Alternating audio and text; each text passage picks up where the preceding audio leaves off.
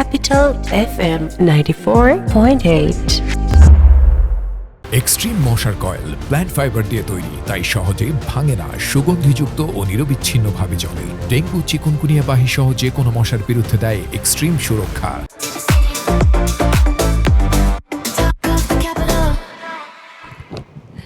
Welcome to talk of the capital, যেখানে আমরা কথা বলি আপনাদের সেই সকল প্রিয় তারকাদের সাথে যাদের কথা সবসময় আমাদের মুখে মুখে।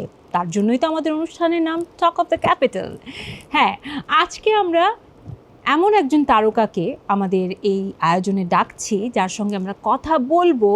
তার শুরু থেকেই কিন্তু সে একজন সুপারস্টার, কিন্তু যাত্রা সুপারস্টার হিসেবে শুরু হলেও এরপর তিনি একজন গুণী অভিনেত্রী হিসেবে কিন্তু আমাদের মনে জায়গা করে নিয়েছেন। আমরা কথা বলছি কাকে নিয়ে? জাকিয়া বাড়ি মোমোকে নিয়ে। Please welcome. TDC, talk of the couple, where the stars take the stage tonight. TDC, talk of the couple, feel the buzz, feel the spotlight. Everyone's talking, everyone's watching, right here in my life. TDC, feels the couple, talk of the capital. TDC, talk of the capital. TDC, talk of the capital. বসো। কেমন আছো? আমি ভালো আছি। আমি কিন্তু অনেক বছর পর ইন্টারভিউ নেওয়া শুরু করেছি। তোমার সাথে অনেক আগে মনে হয় অনেক interview আগে নিয়েছিলাম, আর এরপর তো আমাদের আড্ডা হয় অফ স্ক্রিন সবসময়। আজকে অনেক বছর পর অন স্ক্রিনে আড্ডা। আমি বলছিলাম যে সুপারস্টার হিসেবে তোমার যাত্রা শুরু হয়েছিল, সেই সুপারস্টার থেকে আজকে বনলতা এক্সপ্রেস জার্নিটাকে যদি এক কথায় তোমাকে সাম আপ করতে বলি, কিভাবে বলবে? ব্লেসিং। অনেক কিছুর মধ্য থেকে এই পথটায় আমি এখনো হাঁটতে পারছি। এটা হচ্ছে দোয়া, এটা ব্লেসিংস। কি বলবে, তোমার যাত্রাটা কি এরকম লিনিয়ার ছিল নাকি একটু চড়াই উতরাই? অবশ্যই অনেক গ্রাফস ছিল। হ্যাঁ হ্যাঁ, এখানে এখানে সেখানে এরকম, মানে না গ্রাফের শেষ নেই, কিন্তু আমি থামিনি, এটা বলতে পারো তুমি। হ্যাঁ, আমার থামা বারণ বলে আমি নিজেকে একটা কথা বলেছি যে মম থামা বারণ, হারা যাবে না। একদম করতে চাচ্ছো যা, বাধা আসবে, বাধা থাকবে, এটা খুব ন্যাচারাল, কিন্তু বাধার জন্য দমে যাওয়া যাবে না, কাজটা শেষ করতে হবে। হারা যাবে না, হারিয়ে যাওয়া যাবে না। এবং সেখান থেকে আজকে প্রায় 20 বছর হতে চলছে না তোমার ক্যারিয়ারে। Congratulations to that. বাহ, দারুণ। এবং তোমার শুরু কিন্তু প্রথম যে চলচ্চিত্র ছিল সেটাও হুমায়ুন আহমেদের ছিল, সেটার জন্য তুমি ন্যাশনাল অ্যাওয়ার্ড পেয়েছিলে। এবং এবারও কিন্তু বনলতা এক্সপ্রেস ঠিক তাই। এইটার সাথে সিমিলারিটি আছে। হুমায়ুন আহমেদ স্যারের গল্প ছিল তকির আহমেদ ভাইয়ের পরিচালনায়, দারুচিনি দ্বীপ। আর এখনো কিছুক্ষণ উপন্যাস অবলম্বনে হুমায়ুন আহমেদের তানিম নূর পরিচালনা করছে বনলতা এক্সপ্রেস। তো ঈদে যেহেতু রিলিজ পেয়ে গেছে, দর্শকরা তো খুবই এনজয় করছে অলরেডি। যদি ফিল্মটার অভিজ্ঞতা নিয়ে বলো যে কিভাবে শুরু হয়েছিল, কিভাবে যুক্ত হলে? বনলতা এক্সপ্রেসের সাথে যুক্ত হওয়া, তুমি নিজেও জানো যে তুমি একটা দুর্দান্ত সুপারহিট সিনেমার নায়িকা, আয়নাবাজি। তো প্রসেসটা যেভাবে হয়, একদম প্রোডাকশন হাউস থেকে কল, ডিরেক্টরের কল যে আমরা এই কাজটা করছি, আমরা চাই একসাথে আমরা কাজটা করতে। আমি একটু করে জানতে চাই যে তানিম নূর তো গত বছর উৎসব করেছেন, এবং উৎসবের সারা এত দারুণ ছিল, মানে একটা পারিবারিক সিনেমা ছিল, মানে পরিবারের সবাই মিলে 90s এর নস্টালজিয়া। তানিম নূরের প্রতি কিন্তু সবারই একটা এক্সপেকটেশনটা এসে গেছে দর্শক হিসেবে। আর অ্যাজ এন আর্টিস্ট, হ্যাঁ, প্রত্যেকেরই কিন্তু একটা মনের বাসনা থাকে যে যদি, মানে আমারও আছে যে যদি তানিম নূর আমাকে একটা কল দেয়। কলটা যখন তুমি পেলে তোমার কি ফিল হচ্ছিল ওই সময়? আমার ভালো লাগছিল, কারণ আমার ওর কাজের দেখার এক্সপিরিয়েন্স শুধু না, আমি তানিম নূরের সাথে এর আগেও কন্ট্রাক্ট নামে একটা ওয়েব সিরিজে কাজ করেছি। তাছাড়াও আমার তার সাথে ভালো এক ধরনের বন্ধুত্ব, জানাশোনার জায়গাটা আছে, ট্রাস্টের জায়গাটা আছে, যে অ্যাজ হিজ ডিরেক্টর তাকে আমি বিশ্বাসটা করতে পারি। তো সেই জায়গায় আমার যখন কলটা আসলো, তখন আমার মনে হলো যে okay fine, it's the time. হয় না, অনেক সময় অনেক কিছুর জন্য অপেক্ষা করে থাকি আমরা, বা একটা ভালো ক্যারেক্টারের জন্য আমরা রেডি থাকতে চাই। তো সেই রেডিটা আমি থাকার চেষ্টা করি বরাবরই, বিং অ্যান প্রফেশনাল অ্যাক্টর। তো সেই জায়গা থেকে যখন কলটা, এইরকম একটা কল আসে, তখন ভালো লাগে যে ওকে ফাইন, জাস্টিফাই করার সময় হয়তো এসেছে, I can try that, we can try এক বিগ প্রজেক্ট টুগেদার। তো সেই জায়গা থেকে আমরা তারপরে একসাথে স্ক্রিপ্ট পড়া, ক্যারেক্টারটা নিয়ে চিন্তা ভাবনা করা, অন্যান্য কাস্টের সাথে রিহার্সাল করা একসাথে, তারপর কস্টিউম, মেকআপ, গেট আপ, এই পুরো টিমের সাথে যে কোলাবোরেশনটা সেটা হয়ে যাওয়া।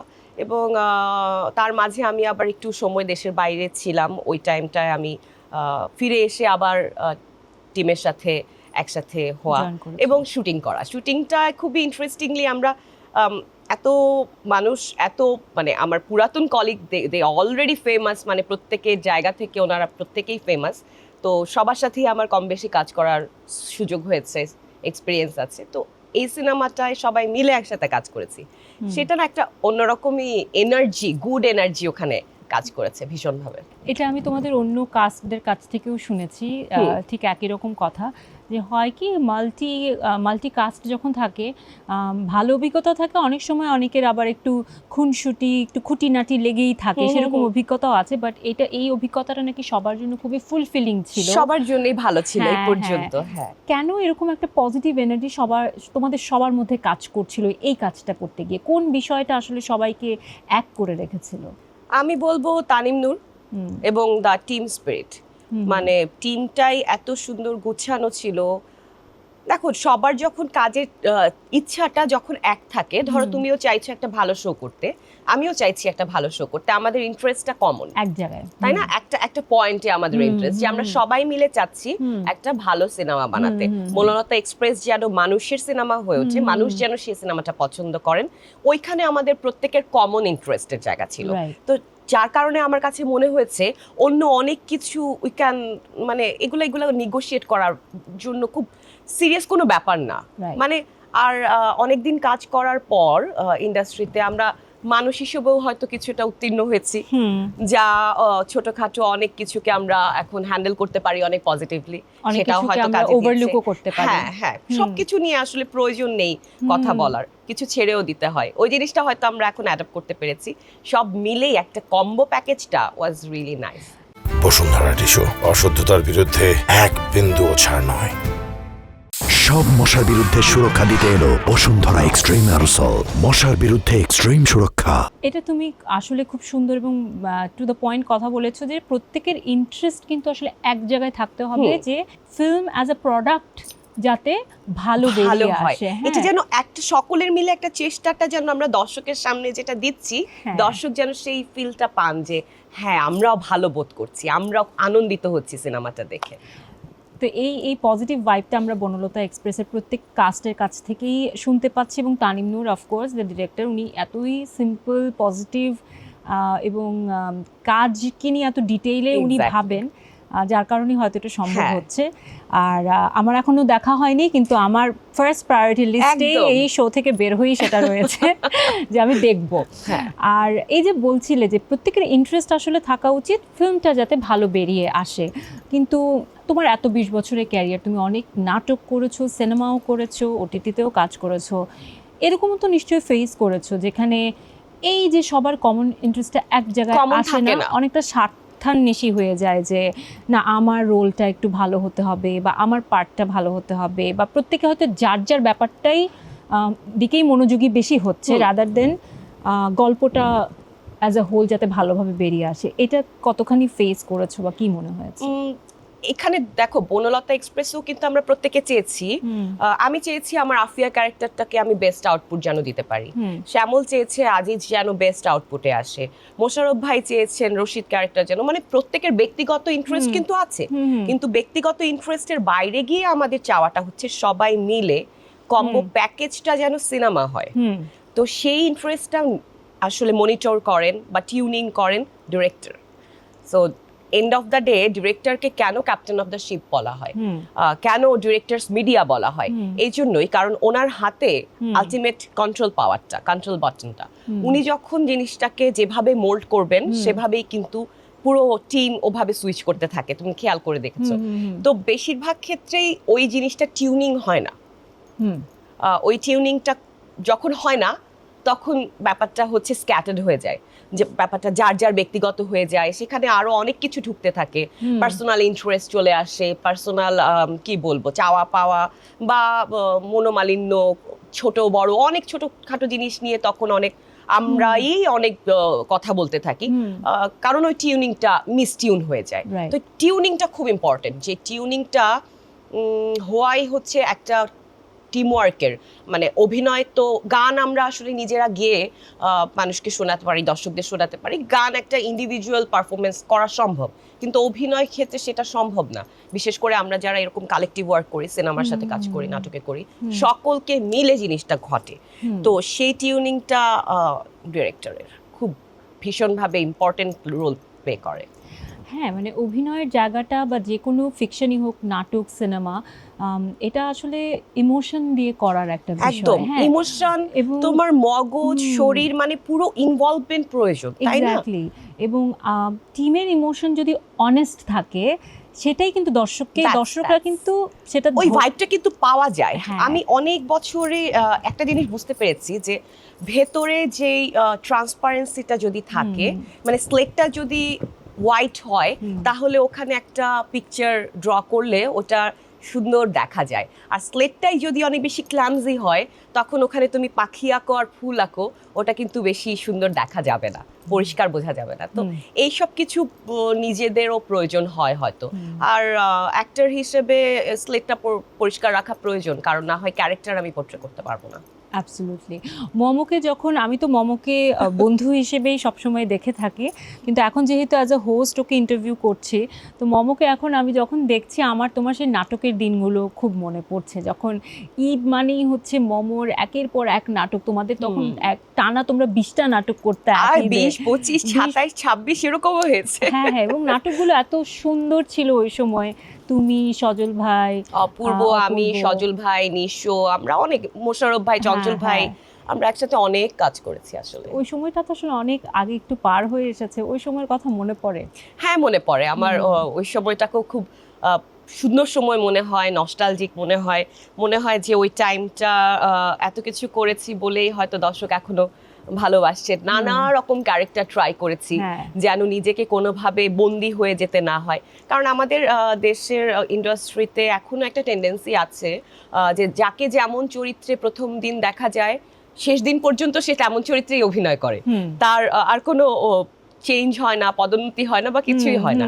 তো এই চেঞ্জটা অ্যাক্টরের নিজেকেই ওই ইনিশিয়েটিভ নিতে হয়, যে হ্যাঁ আমি চেঞ্জ হয়েছি, আমি অন্য ক্যারেক্টারও করতে পারি। এই যে ভার্সিটালিটির যে প্রমাণ করতে হয় নিজেকে, এই যদিও এই চেষ্টাটা হওয়া উচিত প্রোডাকশন হাউসের, ডিরেক্টর এন্ড থেকে, কিন্তু সামহাও আমাদের ইন্ডাস্ট্রি ছোট, দেশ ছোট, আমাদের হয়তো অনেক লজিস্টিকের সমস্যা আছে, সেই জন্য আমরা হয়তো পেরে উঠি না। কিন্তু তারপরও আমি বলবো যে এই চেষ্টাটা যে এখনো আমার জন্য আমি করতে পেরেছি, এবং দর্শক সেটা অ্যাপ্রিসিয়েট করেছেন স্পেশালি, আর ডিরেক্টররা সেটাকে নোটিস করেছেন এবং আমাকে আলাদা আলাদা রকম ক্যারেক্টার দিয়েছেন। ধরো এতগুলা ঈদের কাজের কথা বলছিলে, আসলে কিন্তু করেছি আমরা একসাথে অনেকগুলো ঈদের কাজ একই ঈদে, কিন্তু কোনো কাজের সাথে কোনো কাজ একেবারে মিলে যাচ্ছে এরকম কিন্তু একদমই না, একদমই না। তো তখনকার সময়ের ডিরেক্টর টিম, আমাদের লজিস্টিক সাপোর্ট কম ছিল, বাজেটও কম ছিল, অনেক সমস্যার মধ্যেও একটা চাওয়া তখনও কমন ছিল, কোয়ালিটিটাকে সকলে এনশিওর করতে চাইতেন। সকলেই, ডিরেক্টরও কিন্তু একাধিক কাজ বানিয়েছেন, একজন ডিরেক্টরের 2টা 3টা 4টা কাজও অনিয়ার হয়েছে, এরকম ডিরেক্টরও আছেন পপুলার। তো তারাও কিন্তু চেষ্টা করেছেন যে ওনাদের একটা গল্প থেকে আরেকটা গল্পের কোয়ালিটি, গল্প সবকিছু যেন আলাদা হয়। তখন নাম্বারের এত চাপ ছিল না, এখন মেটা পলিটিক্সের নাম্বারটাই আসল, ভিউজটা চলে আসে, হ্যাঁ ভিউজটা আসল, তখন কোয়ালিটিটা আসল ছিল। সেই জন্য মানুষের এখনো ভালো লাগা আছে, এখনো মনে আছে নিঃসন্দেহে। এবং তুমি যে কথাটা বললে যে তুমি এক এক রকমের রোল করতে পেরেছো, বেশ ভার্সেটাইল আর্টিস্ট তুমি, এর কারণ হিসেবে আমার যেটা মনে হয় যে নাটক করতে করতে অনেকে হচ্ছে অভিনয়টা শেখে, কিন্তু তুমি না শুরু থেকেই অভিনয় শিল্পী ছিলে। আমি যখন তুমি তো একটা প্রতিযোগিতা থেকে এসেছো, এবং তোমার সাথে আমি মেকআপ রুমে গল্প করছিলাম যে আমি সে সময় অনেক টিভি দেখতাম। আমি মানে টিভি আমার এন্টারটেইনমেন্টের একটা বড় মাধ্যম ছিল। তো আমি তোমাদের অনুষ্ঠানটা দেখেছিলাম, তোমাদের প্রতিযোগিতাটা, এবং তোমাদের যত কন্টেস্টেন্ট ছিল, প্রতিযোগীরা ছিল, প্রত্যেকেই তো ওই ব্যাচটা তো একটা অসাধারণ ব্যাচ, হ্যাঁ, প্রত্যেকে এক একটা জেম ওখান থেকে বের হয়ে আসছে আমাদের ইন্ডাস্ট্রিতে, এবং আমাদের ইন্ডাস্ট্রি লাকি যে একটা ব্যাচের মধ্যে থেকে আমরা এতগুলো তারকা পেয়ে গেছি। কিন্তু সেখান থেকেও না যারাই তোমরা ছিলে, তোমাকে কিন্তু শুরু থেকেই আলাদা করা যাচ্ছিল, কারণ তোমার অভিনয় তো ছিল, কারণ তারা হচ্ছে দারুচিনির দ্বীপের নায়িকা খুঁজছিল। তো অভিনয় বেসড তোমাদের এক একটা রাউন্ড হতো। তো তোমার অভিনয়টা না বেশ পাকাপোক্ত, মনে হচ্ছে যে একেবারে ঝালাই করা শিখে আসা একজন, যদিও তুমি হচ্ছে থিয়েটার নিয়েই পড়াশোনা করছিলে। আমি জাহাঙ্গীরনগরে ড্রামাটিক্সে, তো এটা বোধহয় তোমাকে অনেক সাপোর্টও দিয়েছে। অবশ্যই। তো তোমাকে সেজন্য না খুব আলাদা করা যেত এবং বোঝা যেত এই মেয়েটাই বিজয়ী হবে। এটা মানে আমার মাথায় যদি আমি আগে বুঝতাম কি ভালো হতো না, তাহলে ওরকম সেদিন এত এক্সাইটেড হয়ে কান্না করতাম না, কারণ আমার কোনো ধারণাই ছিল না যে আমি ফার্স্ট হতে পারি। বুঝুনি? হ্যাঁ, মানে ওই যে ছোটবেলায় আমি প্রচুর শুনেছি আমি দেখতে কালো, তো কালো একটা শুনতে শুনতে আমার ভেতরে ওই বিশ্বাসটা তৈরি হয়ে গেছে যে আমি কালো, সুন্দরী competition is not for me. মানে সুন্দরী বলতে আমরা এই সমাজে সুন্দরী বলতে যা বুঝি সেই সুন্দরী আমি না, এটা আমার ভেতরের একটা ধারণা ছিল কথায় শুনতে শুনতে। তো তখন লাক্সে গিয়ে প্রথম আমি জানতে পারলাম, সুবর্ণা মোস্তফা আমাকে প্রথম বললেন যে ব্ল্যাক বিউটিও আছে, মানে সুন্দরের মাঝে কোনো সাদা কালো নেই, সুন্দর। তো ওইটা প্রথম আমি লাক্সে জানতে পারলাম। তো আমার ভেতর ওইটা কাজ করতো যে এটা আমার জন্য না, আমি করছি, আমি চেষ্টা করছি, কিন্তু আমি রেজাল্টটা পাবোই এরকম শিওর ছিলাম না আর কি। মানে ধাপে ধাপে যখন এগিয়ে যাচ্ছিলে তাও বুঝতে পারছি না, আমার অত কনফিডেন্স তখনও গ্রো করে নাই, বা আমি ওটা বুঝতে পারি নাই যে এরকম হতে পারে। না, আমার চোখে কিন্তু শুরু থেকেই তুমি ক্লিয়ার উইনার ছিলে এবং সেটাই পরে প্রমাণিত হলো। তো এটাই যে শুরু থেকেই তুমি বেশ মানে ঝালাই করা একজন অভিনয় শিল্পী ছিলে আমার কাছে। এটার কারণও এটাও হতে পারে যে আম্মা আমাকে নিয়ে অনেক চেষ্টা করেছে, নাচ, গান, অভিনয়, ছবি আঁকা, কবিতা আবৃত্তি, মানে 3 বছর বয়স থেকে যে আমার এই ট্রেন শুরু হয়েছে, মানে এটা চলছে এই ট্রেন। এই এক্সপ্রেসের নাম আমি জানি না, এটা হচ্ছে ইনফিনিটি এক্সপ্রেস, মোমো এক্সপ্রেস বলা যায়। তো সেই চেষ্টার একটা হয়তো রেজাল্ট কিছুটা, এটা আমার চেষ্টা। একমাত্র স্মার্ট সিটি বসুন্ধরা, আধুনিকতায় এক ধাপ এগিয়ে। পদ্মা সেতু, মেট্রো রেল এবং এলিভেটেড এক্সপ্রেসওয়ে নির্মাণের গর্বিত অংশীদার বসুন্ধরা সিমেন্ট। তো যার কারণে আমার কাছে মনে হয় যে পরিচালকরাও হচ্ছে তোমাকে নিয়ে এক্সপেরিমেন্ট করার সেই সাহসটা আসলে পেয়েছে, যার কারণে তোমাকে আমরা অনেক রকম ক্যারেক্টারে পেয়েছি। মাঝে মাঝে আমি কিছু যখন সিনেমা ফিকশন বা নাটক দেখছি, কিছু ক্যারেক্টার দেখলে আমার মনে হচ্ছে যে এখানে তো মোমোকে ভালো লাগতো, হ্যাঁ মোমো আরো বেটার করতে পারতো, ওয়াই নট মোমো বন্ধু বলে। সত্যি কথা, আমি যখন ভাবি যে আচ্ছা এই ক্যারেক্টারে মাঝে মাঝে মনে হয় না যে কে করলে ভালো হতো, তোমার নাম আমার মাথায় চলে আসতো, তখন আমার মনে হচ্ছে যে আচ্ছা মোমোকে কেউ এখন ইউজ করছে না, তার অভিনয় সত্তাটাকে সেভাবে ব্যবহার করছে না, এক্সপ্লোর করছে না। এটা কি তোমার ফিল হয়েছে? হ্যাঁ, হয়েছে। আমারও মনে হয়েছে যে আমি বোধহয় আর একটু অন্যরকমও ক্যারেক্টার করতে পারতাম, কিন্তু আমি no complain, I am grateful though যে সেই জায়গাটা হয়তো আস্তে আস্তে তৈরি হবে। নানা উত্থান পতনের মধ্য দিয়ে তো ইন্ডাস্ট্রিও যাচ্ছে, দেশও যাচ্ছে, পৃথিবীতে যুদ্ধই লেগে গেল। তো সব কিছুকে এক পাশে রেখে যদি আমি চিন্তা করি, আমি আলহামদুলিল্লাহ বলবো, কারণ it's not in my control. আমার কাছে যতটুকু আছে আমি পারি যে আমাকে যেই চরিত্রটার জন্য মনোনয়ন করা হচ্ছে বা দেয়া হচ্ছে, সেইটাকে আমি আসলে এমন জায়গায় নিয়ে যেতে পারি যেটা মানুষের মনে থাকবে, সেই চেষ্টাটা আমার কন্ট্রোলে। তো আমি শুধু ওইটুকুই হয়তো করতে পারবো, আর কে কিভাবে সিদ্ধান্ত নেবেন ইটস বিয়ন্ড মাই কন্ট্রোল। তোমার কি মনে হয় যে ইন্ডাস্ট্রির ডাইনামিক্সও অনেকখানি চেঞ্জ হয়ে গেছে সময়ের সাথে, বিশেষ করে পোস্ট কোভিড? আমার কাছে মনে হয় যে সোশ্যাল মিডিয়া আসার পর থেকে অনেক কিছুই বদলে গেছে। তোমার কি মনে হয়েছে হয়তো তুমি বদলে যাওয়ার প্যাটার্নের সাথে নিজেকে খাপ খাওয়াতে পারোনি বা করতে পারতে, বা কতটুকু এখন করতে চাও? বদলে তো গেছেই, পৃথিবী বদলে গেছে এখন। হাতে চলে এসেছে সবকিছু, হাতের রেখার মতো মোবাইলে আর ডিভাইসে। অসুবিধা নাই, বদল হবেই, কিন্তু বদলের সাথে সাথে কোয়ালিটিটাকে আমরা কতখানি রাখতে পারছি সেটাও একটু ঝালাই করে নিলে ভালো। আমার কোনো কমপ্লেন নাই তো, আমি তারপরও বলছি যে হ্যাঁ, আমার নিজের এক্সপ্লোর করার জায়গাটার চাওয়াটা তো, তৃষ্ণাটা তো আমার আছে। সেই চেষ্টাটায় আমি 90s কিড, তো আমার এই টেকনোলজি অত ভালো লাগে না, I am not friendly with this technology, কিন্তু আমি কোপ আপ করার চেষ্টা করি কারণ আমাকে টিকে থাকতে হবে এই টেকনোলজির সাথে, এটা আমাদের বাস্তবতা। তো আমি চেষ্টা করি টেকনোলজিটাকে আমার মতো করে ব্যবহার করতে। মানে এখন ব্যাপারটা এরকম হয়ে গেছে, সোশ্যাল মিডিয়ায় তোমাকে যত দেখা যাবে তত তুমি প্রাসঙ্গিক থাকবে। হ্যাঁ, কিন্তু আমি ব্যক্তিগতভাবে এটা আমার নীতি না।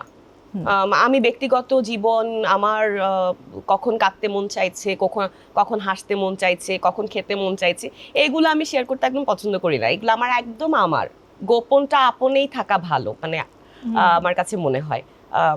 আর সোশ্যাল মিডিয়ার ইউজটা আমি শুধুমাত্র ওই কাজ নিয়ে করতে চাই। তো আমার যখন কাজ আসে আমি তখন সোশ্যাল মিডিয়ায় বেশ অ্যাক্টিভ থাকি। আর এখন আমাদের সোসাইটি সোশ্যাল মিডিয়ার বদলতে অনেক পাল্টে গেছে। এই যে ইম্প্যাক্ট আমরা ছোটবেলায় এসব পড়েছি, দেখেছি না, যে সিনেমা একটা সোসাইটির প্রতিচ্ছবি, মিরর হিসাবে কাজ করে, এগুলো ভুল কথা না। এগুলো আমরা যদিও এখন মনে করি যে ক্লিশে কথা, পুরাতন হয়ে গেছে, বুকিশ কথা। নো, হয়তো লাইনটা বুকিশ হতে পারে, বাট সেন্সটা বুকিশ না। সেন্সটা ইজ রিয়েল, এবং অনেক বছরে এই সেন্সগুলো তৈরি হয়েছে। আমাদের বাংলাদেশের ভূখণ্ডের জন্য এই সেন্সগুলা খুব ম্যাটার করে। এটা আমাদের দেশের স্বকীয়তা, এটা আমাদের কালচার, এটা আমাদের আইডেন্টিটি। তো সেই জায়গা থেকে আমার কাছে মনে হয় যে সোশ্যাল মিডিয়ার হ্যান্ডেল আমরা যেভাবে করছি, আর আমরা চারপাশে আমাদের যেরকম সোসাইটিতে ক্রাইসিস দেখছি, বোথ আর মানে একজন আরেকজনকে খুব সাপোর্ট করছে। তো এইটা না হয়ে সোশ্যাল মিডিয়ার ইউজ আরও অনেক ক্রিয়েটিভ, অনেক পজিটিভ, অনেক পটেনশিয়াল, মানে ডেভেলপমেন্ট হতে পারে, অনেক প্রোডাক্টিভ হতে পারে। তো আমি চেষ্টা করি ওরকম করে করার, আর নিজেকে কোপ আপ করতে হয় প্রতি মুহূর্তেই এই নতুন টেকনোলজির সাথে। That's a challenge for me, but serious challenge for me. It's okay, but যেটা হয় যে আসলে change is the only constant, সেটাকে মানে মেনেই নিতে হবে। এটা আমারও মানতে একটু মানে বেগ পেতে হয়, কিন্তু মানিয়ে নিতে হয়। কিন্তু হ্যাঁ, মানে ধর স্পিড ব্রেকার পার হয়ে আমরা আবার চলতে শুরু করি, ব্যাপারটা এটাই একটু মাঝে একটু থেমে যায়, একটু ক্লান্তি লাগে, আবার মনে হয় না আবার শুরু করি ব্যাপারটা। তবে আমি বলবো যে এখন কাজের সুযোগ তো মাল্টিপল সুযোগ তৈরি হয়েছে।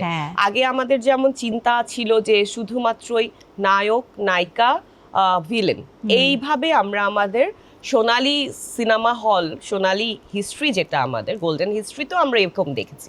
ওকে ফাইন, ওটা আমাদের নিজেদের কালচার এরকম। সেখান থেকে এখন গ্লোবাল পলিটিক্স, গ্লোবাল সিনেমাই অনেক চেঞ্জ হয়ে গেছে, মানুষের চিন্তা ভাবনা চেঞ্জ হয়ে গেছে। সেই জায়গা থেকে এখন গল্পই আসল, গল্পই হিরো, রাইট? আর মানে নায়ক আর নায়িকা দুটাই হচ্ছে ডিরেক্টর, রাইট। তো সেই জায়গা থেকে আর আমাদের কিছু চিন্তা ভাবনারও আমার মনে হয় একটু শাফল করে দেখা দরকার, যে একটু গ্ল্যামারাস চরিত্র করা মানেই নায়িকা, আর একটু নন গ্ল্যামারাস চরিত্র করা মানেই মানে অভিনেত্রী। এই যে তফাৎ আমরা কি বুদ্ধিতে করি আমি জানি না। একদম অ্যাবসলিউটলি, এটাকে ভাবার সময় এসেছে আমাদের, যেহেতু এখন আমাদের সত্যিই ভাবতে হবে, কারণ আমরা তো একটা জায়গায় বন্দী হয়ে নেই, আমরা পৃথিবীতে উড়ে বেড়াচ্ছি, ঘুরে বেড়াচ্ছি। তো আমাদেরকে আরো আধুনিক হতে হবে, এবং জেনে আধুনিক হতে হবে। শুধু শুনে কান চিনলে নিয়ে গেল, দৌড়ালাম, ইটস নট ওরদে। সত্যি কথা, ওই যে একটা আইটেম সং থাকলেই কিংবা একটা ফাইট সিন থাকলেই সেটা হয়ে যায় কমার্শিয়াল সিনেমা। আর আমার কাছে কমার্শিয়াল সিনেমা সেটাই যেটা কমার্শিয়ালি সাকসেসফুল। প্রত্যেকটাই কমার্শিয়াল সিনেমা, কারণ এটা বানাতে আর্টটার জন্য কমার্সটাই লাগে। আর দিন শেষে আমি দর্শকের জন্য বানাচ্ছি, দর্শক নিজের সময় পয়সা খরচ করে সিনেমা হলে এসে সিনেমা দেখছেন, ইট ইজ কমার্শিয়াল। অ্যাবসলিউটলি, প্রত্যেকটা প্রযোজক চায় যে টাকাটা লগ্নি করে সেটা যাতে উঠে আসে। এটা তো ইটস কমার্স, মানে এটা আর্টস কমার্স ছাড়া হবে না। আবার কমার্সকেও গ্লোরিফাই করতে হলে আর্টস এর প্রয়োজন আছে। এটা একদমই পরিপূরক। এইভাবে ভাবনাগুলাকে আমাদের আরেকটু চিন্তা ভাবনাগুলাকে ভেবে দেখতে হবে যে ঠিক ভাবছি কিনা। ঠিক আছে।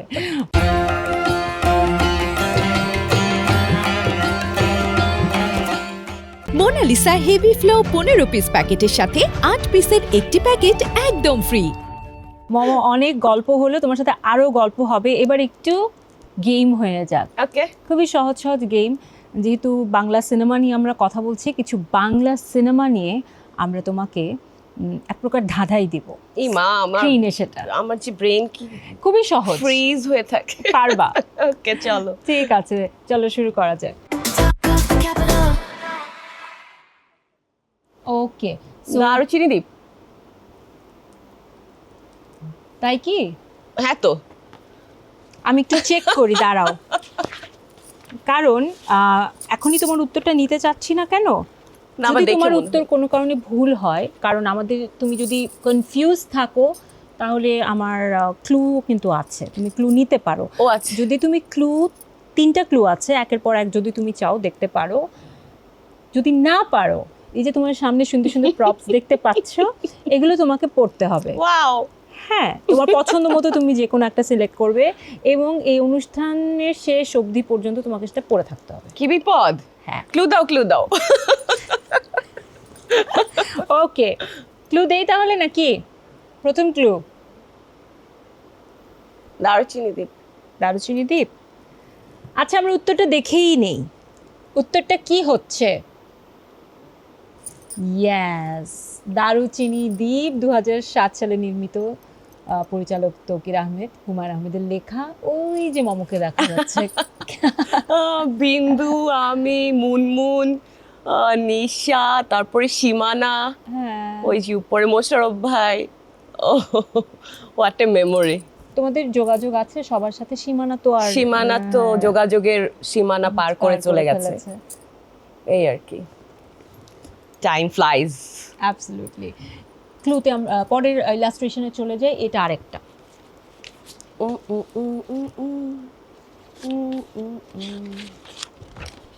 +2 কি? কি মনে হচ্ছে? ক্লু চাও? হ্যাঁ, ক্লু চাই। ওকে, ফার্স্ট ক্লু 1996 সালে নির্মিত, 90s। এটা আমারও বুঝতে কষ্ট হচ্ছে। তুমি আরেকটা ক্লু চাইলে নিতে পারো। হ্যাঁ, ক্লু দাও। ওকে, সেকেন্ড ক্লু বুলবুল আহমেদ অভিনেতা। সীমানা পেরিয়েতেও তিনি ছিলেন। আর একটা ক্লু। নেক্সট ক্লু অভিনেত্রী ববিতা। প্রপ করার টাইম এসে গেছে। তাই তো মনে হচ্ছে, আমি নাম তো মনে করতে পারছি না।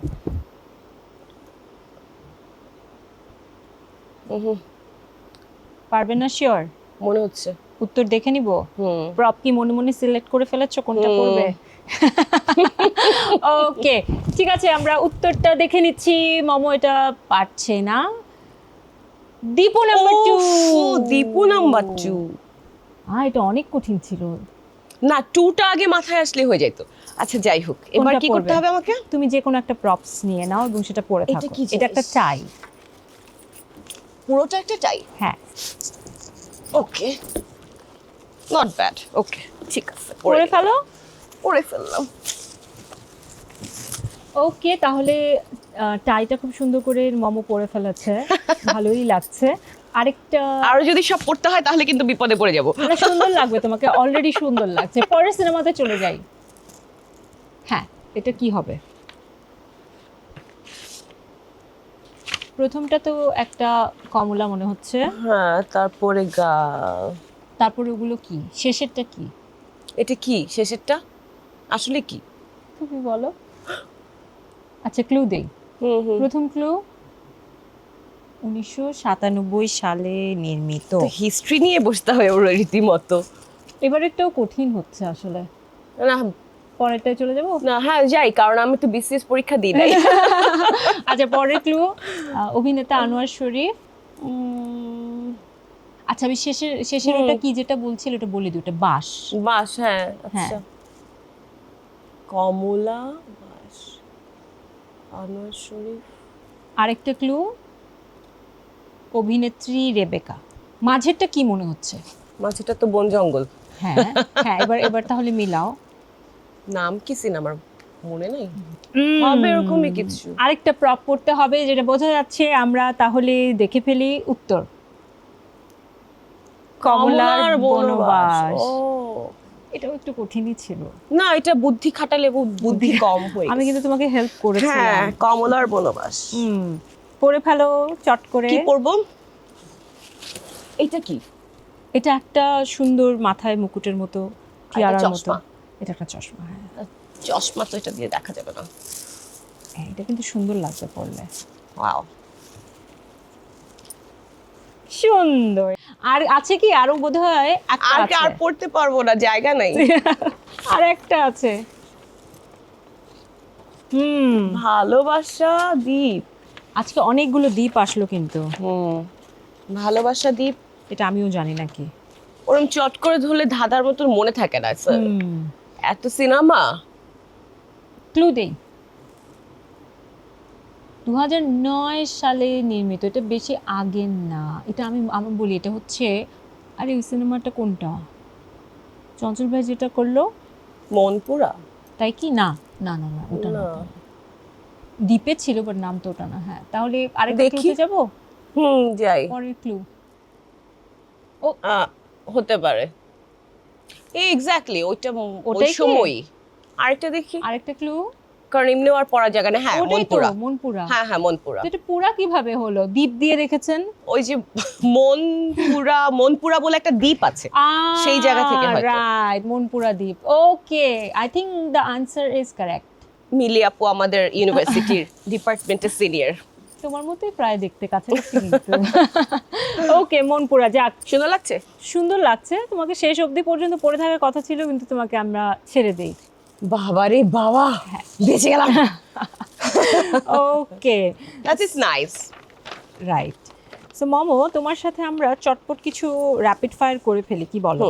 তুমি শুধু তোমার প্রেফারেন্সটা বলবে। সিনেমা না নাটক? সিনেমা। ওকে, সকাল না রাত? সকাল। সকাল। ইউ মর্নিং পারসন তুমি? আমার মর্নিং ভালো লাগে। হ্যাঁ, ভালো লাগে, ঠিক আছে। স্ক্রিপ্ট নাকি ইম্প্রোভাইজেশন? স্ক্রিপ্ট। কফি না চা? শুটিং এ কফি, আমার বাসায় চা।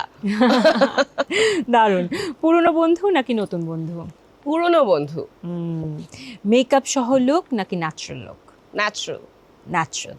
ওকে, ক্যামেরার সামনে নাকি ক্যামেরার পেছনে তোমার থাকতে ভালো লাগে? ক্যামেরার সামনে একটা আলাদা লাইফ আমি খুব এনজয় করি। ওকে, আর রোমান্টিক ডায়লগ দিতে ভালো লাগে নাকি অ্যাকশন ডায়লগ দিতে ভালো লাগে? রোমান্টিক। প্রচুর রোমান্টিক নাটকে কিন্তু তোমাকে আমরা দেখেছি।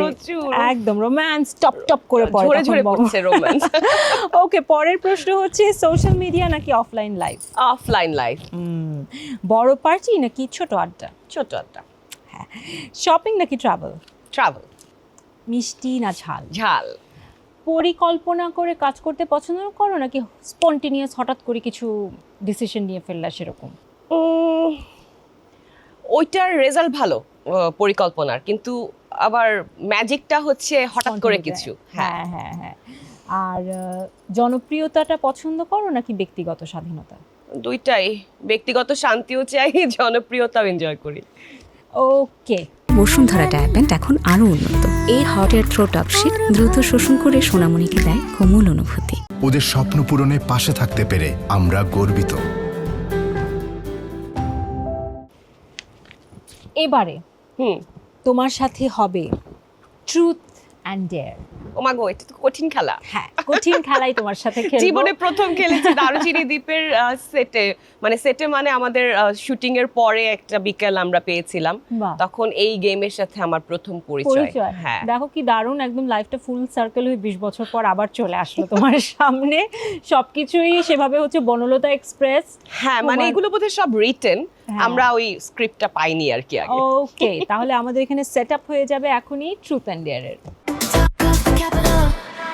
ওকে, রেডি আমাদের সেট। আচ্ছা, তোমার ভয় কমানোর জন্য যেটা করতে পারি, তোমার সাথে আমিও খেলতে পারি। হ্যাঁ হ্যাঁ, চল একসাথে খেলি। একবার তুমি এটা স্পিন করবা, একবার আমি। এটা সোজা রাখি। এরকম বাঁকা হয়ে আছে, যেখানে এসে থামবে ওটাই হচ্ছে ডেয়ার, ট্রুথ হলে ট্রুথ। Done? শুরু করো।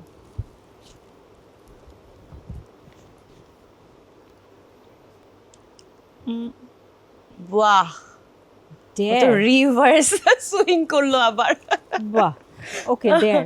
ওকে, তাহলে ডেয়ার দিচ্ছি, আমি জানি যেটা তুমি করবে।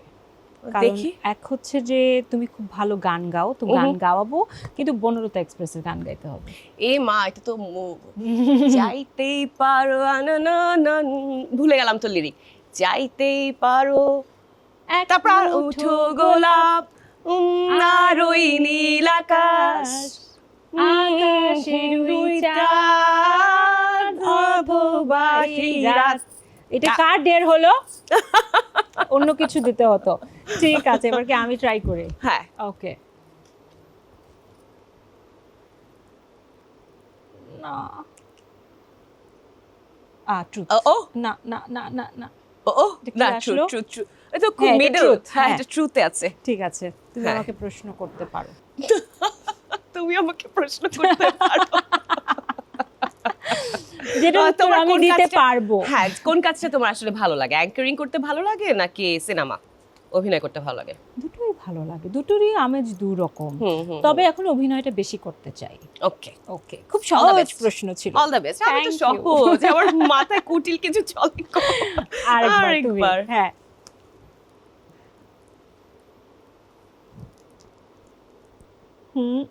বেচারা থামেই না। এ কি আমাকে আবার সবকে তো dare দেয়া হচ্ছে। ওকে, ঠিক আছে। মম যেহেতু খুবই দারুণ একজন অভিনয় শিল্পী, তুমি কারো মিমিক্রি করে দেখাও শুটিং সেটে। মিমিক্রি করা is really difficult. Acting is not mimicry and mimicry is not I acting. No I know তো বাট মিমিক্রি এমন কারো একটা তুমি অ্যাক্টিং করো, নাম বলা লাগবে না, যে যে হয়তো সেটে খুবই বিরক্তিকর এরকম কিছু, তখন সে কিভাবে কথা বলে বা আচ্ছা, এটা কোনো পার্টিকুলার কেউ না, বাট হ্যাঁ। এটা বিরক্তিকর আর কি।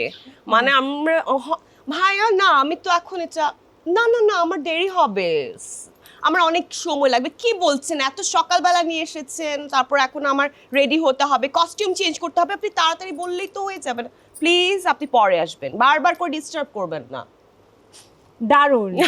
না, যে কাজটা আজকে মোমো করেনি, কারণ আজকে মোমোর টাইমলি এসেছে, আমি দেরি করেছি, মোমোর এখান থেকে আরেক জায়গায় যেতে হবে, মোমোর অনেক সময় আমরা নিয়ে ফেলছি, কিন্তু মোমো সেটা না। এরকম নাকামোকা এই করেনি। ন্যাকামোগুলো আমরা দেখি আর কি নরমালি। কিন্তু তুমি কি এখন ঝালটা ঝাড়লে? না, একদম না। দারুণ একদম ছিল না। মোমো। এবার আমি হ্যাঁ,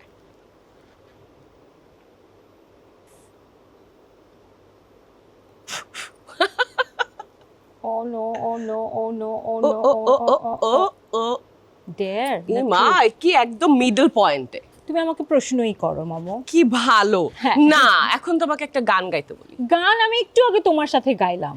আচ্ছা, তোমার নেক্সট সিনেমা কবে দেখতে পাবো? যেদিন আমার পরিচালক চাইবে ওকে, সেদিন, কারণ আমার একটা সিনেমা রিলিজের অপেক্ষায় আছে, কিন্তু আমার পরিচালক রিলিজ দিচ্ছে না। হ্যাঁ, আমি জানি সেই সিনেমাটার ব্যাপারে। তুমি অনেক সুন্দর কাজ করেছো এবং সিনেমাটা অনেক সুন্দর হওয়ার কথা। দেখা যাক। বনলতা সেন। হ্যাঁ, বনলতা এক্সপ্রেস Exactly. পাশাপাশি Exactly. দেখা যাক, আই ডোন্ট নো, ওকে, দেখা যাক। How was the experience? ভালো, ওকে, অফকোর্স ভালো, অনেক ডিফারেন্ট বাট নাইস। এখন বাকিটা তো পুরোটা দর্শকের উপর ডিপেন্ড করবে। All the best, all the thank you so much, thank you Momo. Thank you, thank you. আমাদের এখানেই শেষ হচ্ছে, মোমোর অনেক সময় আমরা নিয়ে ফেলেছি আজকে।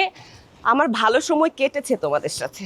যে এখন তুমি অনেক ব্যস্ততার মধ্যে আছো আমরা জানি, এবং এই ব্যস্ততাটা অনেক সুন্দর, তাই না? আনন্দময় ব্যস্ততা এটা। হ্যাঁ হ্যাঁ হ্যাঁ। আর থ্যাংক ইউ তোমাকে, কারণ আমার সুন্দর সময় কেটেছে সত্যি। অনেক সময় শুধুই বকবক করি না, তখন একটু মনে কি বলছি। হ্যাঁ, তো হ্যাঁ। তোমার সাথে টাইমটা অনেক আনন্দদায়ক, কারণ তুমি নিজে। So sweet, thank you so much Momo. All the best for Banalata Express, এবং সামনে তোমার আরও যা যা কাজ আসবে সব কিছুর জন্য অনেক অনেক শুভকামনা। Thank you so much. প্রিয় দর্শক, এই ছিল আমাদের সঙ্গে Zakia Bari Momo. I am sure আপনাদের আমাদের এই আড্ডাটা, যেটা আমরা মন থেকে করেছি, প্রাণ থেকে করেছি, খুবই ভালো লেগেছে এবং আপনাদের হৃদয় পর্যন্ত পৌঁছেছে। এরকম আরও অনেক প্রিয় তারকা কিন্তু আসবে আমাদের আয়োজনে। নিশ্চয়ই আমাদের সঙ্গে থাকবেন, অপেক্ষায় থাকবেন। অনেক বেশি আনন্দ থাকবে। TTC, talk of the couple.